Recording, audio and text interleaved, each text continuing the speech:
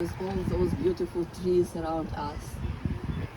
Yes, with quiet blue sky over us. Just paradise. But it is not like this in my country now. Its name is Ukraine.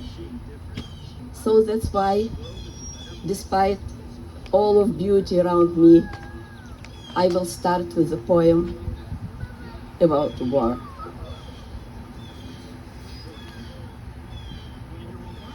The poet is Lina Kostenko. She put in this poem not just her brilliant talent, she put into it her wisdom. On March 14, 2022, this wonderful woman turned 92. So that's I'm saying that she put in this poem her 92-year wisdom. Лина Костенко. І жах, і кров, і смерть, і відчай, і клекіт хижої орди. Маленький сірий чоловічок накоїв чорної біди. Це звір огидної породи, лохнес холодної неви. Куди ж ви дивитесь, народи? Сьогодні ми, а завтра ви. For translation, I started with a translation by my friend Елена Zadornovskaya, and I adapted it. The horror and blood and death and despair and the roar of the predatory horde.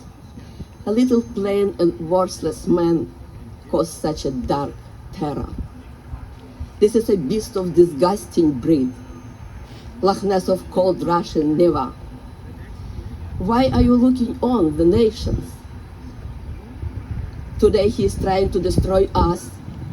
Tomorrow it could be you. But I have to say that softness and warmth of Ukrainian language is most suited to help human beings to express themselves in poetry of love, to express their admiration of beauty of nature, to help them to express their excellent sense of humor. So, you know, the linguists compare Ukrainian language to Italian because how musical it sounds. So the next year, Lina Kostenko's poem dedicated to Ukraine during peaceful times. Буває, часом сліпну від краси. Спинюсь, не тямлю, що воно за диво? Оці степи, це небо, ці ліси. Усе так гарно, чисто, безрадливо. І все як є. Дороги, явори. Усе моє, все зветься Україна.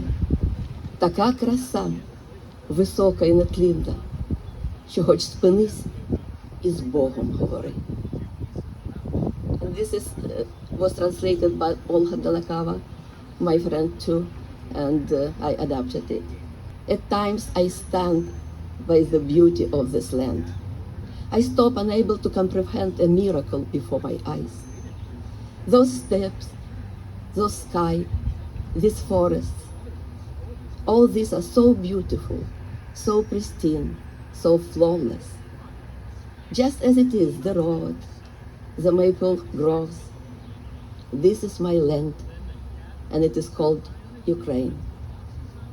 Such beauty, lofty and eternal, a moment to pause and speak with God.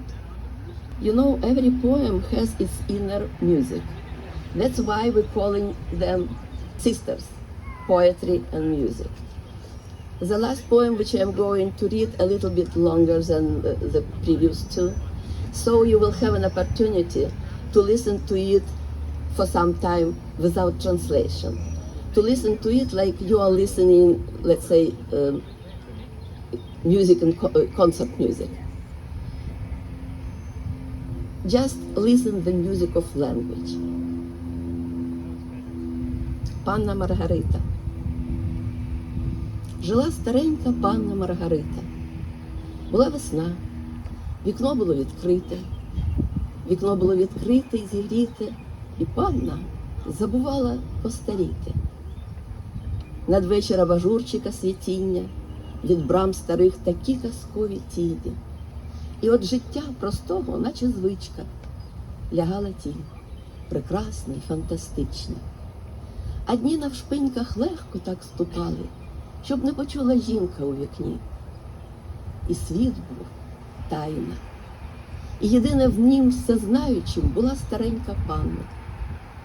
Таким далеким і таким осібним, таким крилатим поглядом вона дивилась, наче бачила з вікна зовсім не те, що бачили сусіди.